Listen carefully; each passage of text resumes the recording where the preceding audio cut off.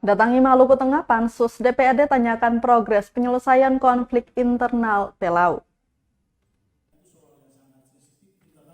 Panitia khusus atau Pansus penyelesaian konflik internal negeri Pelau mendatangi pemerintah Kabupaten Maluku Tengah untuk membahas penanganan pasca konflik.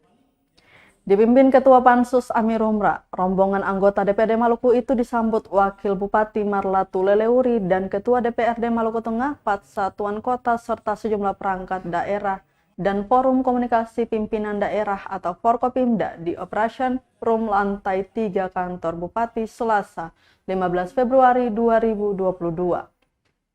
Pantauan tribunamon.com di lokasi dalam pertemuan itu, Pansus DPRD menanyakan kinerja Pemkab terkait penanganan pasca konflik internal Pelau yang terjadi 10 tahun silam.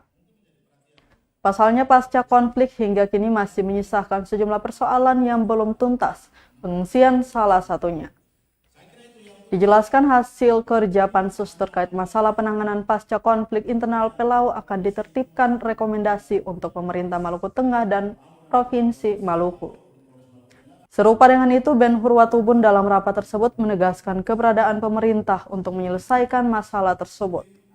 Watubun juga berpesan meski konflik internal Pelau berkaitan dengan masalah akidah adat, namun sebagai orang yang taat kepada sistem hukum dan Pancasila mestinya semua tunduk pada keputusan-keputusan negara dalam menciptakan perdamaian dan kedamaian. Nah, sekarang status pengungsi Pelau ini yang harus kita bicarakan. Karena kalau kita bicara tanggap darurat masih sudah selesai tahun 2012 akan menjadi anggota DPRD. Karena itu kalau kita mempertanyakan. Terima kasih sudah nonton. Jangan lupa like, subscribe, dan share ya.